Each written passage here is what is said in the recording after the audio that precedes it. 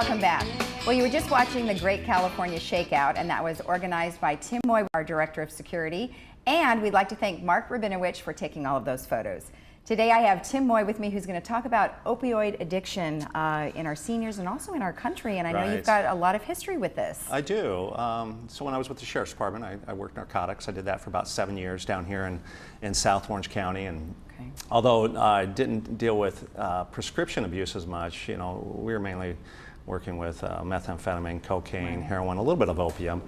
But it wasn't until I promoted through the ranks and was a captain overseeing the coroner's division that I really got to see the results of prescription abuse, especially amongst that age group, 45 to 54, that 54 to 65 range. And it's very unfortunate, you know, with the opioid abuse and the prescription abuse, and they do work kind of together on that. Right, and I think we certainly are not even aware of the fact that there is an abuse situation of that age group. I think we only hear more about the younger generation stealing, you know, drugs from their parents, you know, bathrooms and things. Absolutely, and you think of the younger generation as more with the illicit opioids, and that would be, of course, heroin, the injecting and smoking it, what have you, and you think more of the older generations of the prescription abuse, and that is true, and we see that here in Orange County, especially amongst our seniors as well. So it's,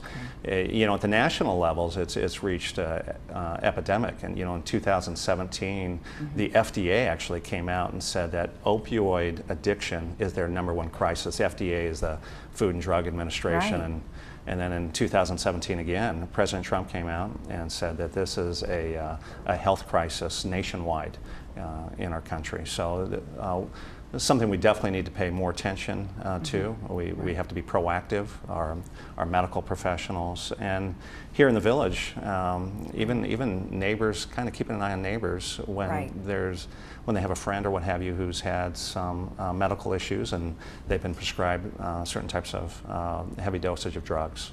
So let's talk a little bit about sort of why this became something I wanted to talk about. So you had written an article about opioid abuse here in the community. And so I thought it would be a really great subject because I think we all need to understand sort of where we're at. I know you have some slides and we'll kind of go through those so you can sort of help us out. You said that there was a national report that has come out, right? There is, and there was also a local report, and that was through the healthcare agency in partnership with the Sheriff's Department's coroner division. So the Sheriff's Department is not just Orange County Sheriff, it's Orange County Sheriff Coroner, and the coroner tracks all those statistics. And so working together, they were able to take a look at the statistics and what kind of opioid abuse that we're seeing here that results in ER visits, and that also results in death. And hey, the numbers are somewhat staggering. Right, yeah, and that bulletin that you did, was that just locally here in the community, or did it go elsewhere?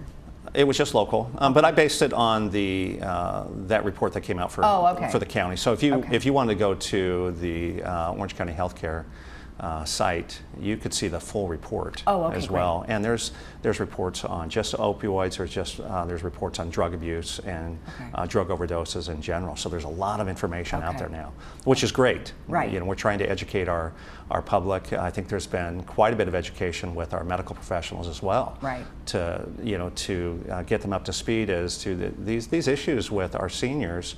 Once was just accounted as, hey, illnesses due to an aging population. Now they're looking at it and saying, well, hold on a second here. Is there some prescription abuse that may be causing someone to fall, that may be causing someone to be disoriented, that may be causing them to be more withdrawn? So it's not just age, it's not just that maybe some dementia issues that you might see with the older population. But now we're going back and looking at, is there other things that we need to take a closer look at as well. And they've done a good job at it. We're seeing some improvements in that area, at least with the whole concept of education, awareness, and then even enforcement. Okay, so we talked a little bit about you know, seniors and prescription use. So there's there's some general statistics that you wanted to sort of go I over do, there, so. because I think our seniors here need to be aware of it, and that it's a risk. We know that seniors are 3 times more likely to use prescription medications, more so than the general public. Everyone knows that our seniors have more medical issues that are taking place. They may have some serious surgeries that require some more powerful medications to be prescribed. With those powerful medications comes with a risk of addiction. And so you have to follow the rules, you have to follow the direction of your doctor. You've got to monitor that closely. Family's got to do their part. So there's a lot involved with that. But the numbers are a little bit scary as you start to see some of the results of prescription abuse. One thing that I did hear about is, so you have someone who's going to their regular doctor for pain or maybe something related to having to take a muscle relaxer or some sort of pain medication. But then they go to their therapist, maybe a mental therapist, and then they're going, oh, I need this. So now you've got 2 different doctors prescribing things that could severely have a reaction. So is there certain laws that are in place for that? There is. There's what's called the Cures report, or a database, and that is a monitoring database for doctors to go to avoid just what you're describing. We call that doctor shopping. Cures is Controlled Substance Utilization Review and Evaluation System. That's a big, long phrase, but basically what that is a database for a doctor to check to make sure that that physician is the only person who is prescribing those drugs.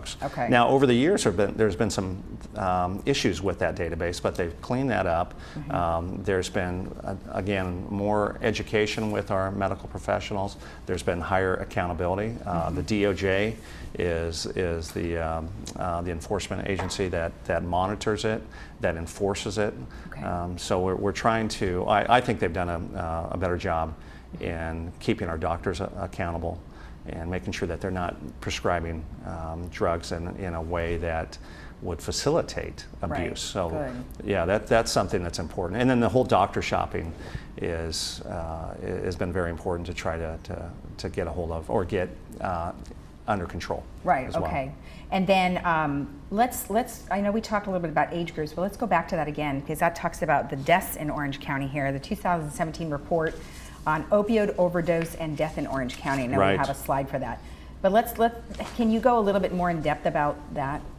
Well, 45 to 54 had the highest percentage, and so that's leading up to our senior population here. As you all know, this is a 55 and above, but if you look at it, seniors 55 to 64 were the second highest rate of opioid overdoses. And what are we talking about?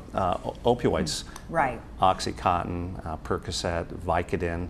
Those are some powerful drugs. That is. I mean, that's amazing that they're even getting that much to cause an overdose. I mean, just a little bit amount cause an overdose, or do you have to take a lot? Well, it depends. So let's talk. Let's talk about. I don't know the strengths. Right. So if we were having a glass of wine.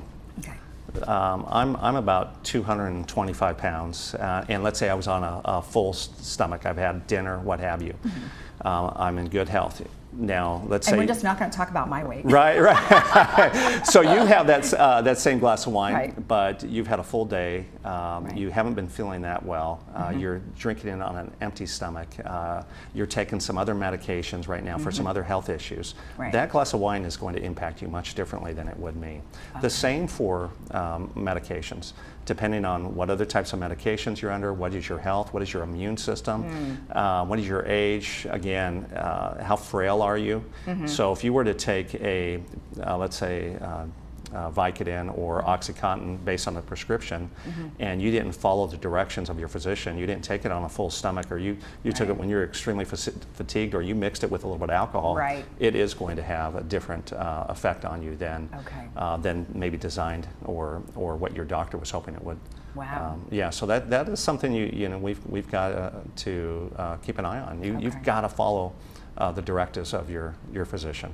Is it generally and I know this is more of a medical thing, so I'll keep it really light, but I'm just saying if you are prescribed multiple medications or even just one, Do the doctors, do the patients go back to their doctor, and did the doctor say, hey, how are you doing on that drug, and that kind of thing? I mean, I wonder how they monitor or help them. Right. Well, I think that's partly the patient's responsibility, don't you think? Yeah. So if I was to be prescribed Vicodin, and I have, and I don't like it, I feel queasy, I'm not going to take it.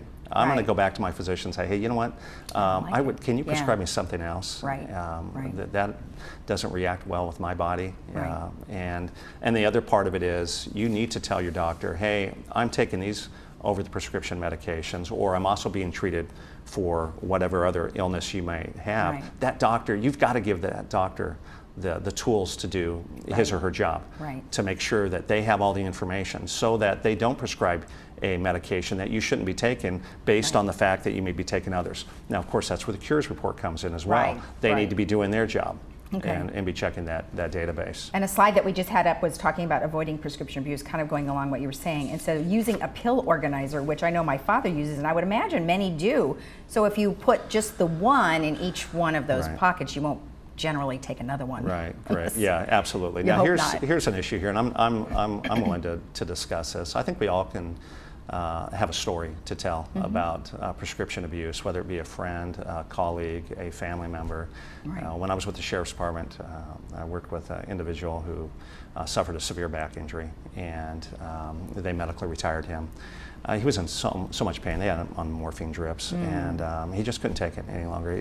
We saw, unfortunately, he committed suicide based on that. But one of the issues with him was that he was in so much pain that he did not abide by his prescription. I had a sister as well. She had hip surgery, neck surgery. She was in a lot of pain, and she was just trying to alleviate the pain as well. And so rather than sticking to the prescription and the times to take it, when you're in pain, sometimes you just want to alleviate it. I had a sister that died of an overdose of prescription meds. So it's unfortunate. She wasn't a bad person. She was just in a circumstance where she was just trying to feel better. But that's the commonality, though. That is common, and here in the village, if you've got a neighbor that has gone in for some type of procedure, and as a result has become a little bit more withdrawn, maybe they're starting to fall a little bit more. We just ask you to do your part and to let us know about it. We've got a great social services department. Those folks have incredible training. Matter of fact, I went to them when preparing this report as well, just to get their feedback. They're experts on it. They're going to do their part to come alongside and assist our residents to give them the resources to get the necessary the help they need. Or even if you don't need help, but you're looking to get more information, they would be a really great source too. Yeah. Anytime you can go and see social services, they've got an open door policy. They've got a great team that is available to you. So I guess my thing is to our community and to those neighbors. Our neighbors are the eyes and ears, and we talk about that whole see something, say something. When you see something out of place, a person who doesn't belong in the community. But how about your neighbor who you've known for 15 years, and there's some things going on that just doesn't seem right. Their recovery's not going very well. Maybe they don't have the family who's checking in on them. They don't have that caregiver in place. So there's those factors, and you just don't see them out and about. Again, that whole thing of being withdrawn, being a little bit disoriented, things that maybe in the past we thought, oh, that's just a normal aging process. Now they're looking at other factors as well. And one other thing I might recommend too is making sure that your neighbor has a relative phone number. Because that's been very key for my situation, is that my father, if he's elderly and I don't talk to him every day, but if there's something out of the ordinary, then my neighbor would call. So Absolutely. I think that's a real key thing. Well, thank you so much. I'm so glad we could have this discussion. Thanks for I having saw me. that article and I had to have you on. Thank you. And remember, anytime you need some help, you can always go to social services and they can answer your questions or they can help you if you need anything. And that number is 597-4267. We'll be right back.